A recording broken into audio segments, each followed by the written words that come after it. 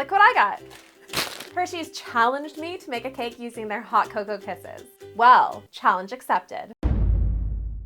My name is Lori and you are watching The Icing Artist. Thank you so much to Hersheys for sponsoring this video. Not only is this cake going to look like a hot chocolate, but it is going to taste amazing because I'm going to be baking those kisses right into the cake. To get started, I chopped up all of those kisses into chunks. I melted half of them and then set the other half aside for now. I poured that melted deliciousness into my cake batter and then just folded that all together. Hersheys Hot Cocoa Kisses combine their classic milk chocolate with a creamy marshmallow filling, so it's basically like drinking a cup of hot cocoa with every bite. They're gonna pair perfect with our hot chocolate cake, but they're only around till Christmas, so make sure to grab them at a local retailer before they're gone.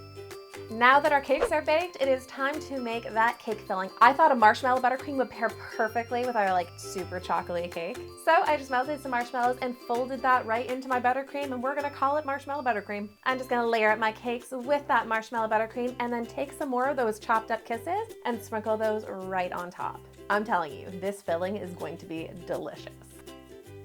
And I just keep layering up my cake all the way up until it is nice and tall. Guys, I have made quite a few kawaii cakes. I have made a kawaii pineapple, a kawaii watermelon, a kawaii slice of cake, a kawaii slice of pumpkin pie. There are so many of them. If you guys want to check those out, click right here. Just the eye, it's right over here. Now I want my mug to have a little bit more dimension to it. I mean, not a lot, but I don't want it to be completely straight. So I'm just gonna carve in that bottom edge of it. It helps when you make a cake that's a little bit dense. So that way when you're carving it, it kind of holds together and just doesn't fall apart on you. And once that is done, it is time to crumb coat it, which this buttercream also works perfect for crumb coating the cake. Start off on the top and then kind of worked it along the sides. Once I got it pretty smooth, I mean, it doesn't have to be perfectly smooth because we're covering it in fondant, I just took that spatula and I glided it right along the top of the cake to give me a nice sharp edge. To cover in fondant, I just rolled out my blue fondant nice and big. And then I just rolled that over my rolling pin and rolled that back of my cake using my hands to really kind of smooth it out.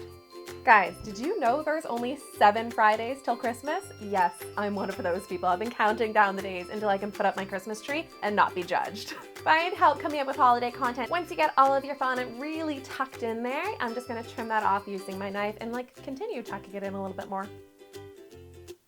Next, I'm gonna make that handle because I really want it to dry a little bit while I'm making the rest of my decorations. I just used some blue fondant, I add some Tylo's powder into it so it does dry hard. Once I rolled that into a log, I just stuck 2 flour wires through it and then kind of flattened that out with my rolling pin. I use flour wires so that way I can bend it into the shape that I want and so it also can stick into the cake and hold that handle up. And just set that aside for now. For the Kawaii Face, I really wanted to make a winky face. He's like, yeah, I know I'm delicious. Starting off with its mouth, I just rolled out my black fondant and then just cut that into a strip and then kind of bent that around a circle cutter. Figured this was the easiest way to make a curved mouth circle thing. And for his non-winking eye, I'm just going to cut out a circle and layer that up with smaller white circles so they look very sparkly and cute, very kawaii-like.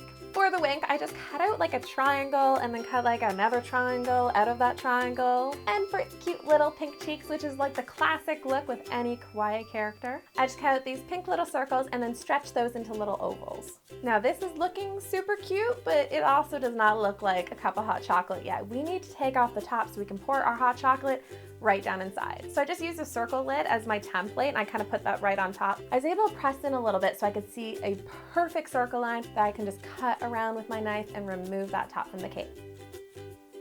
For our hot chocolate, I made a chocolate ganache and just poured that right in, and that's gonna set up and look so delicious.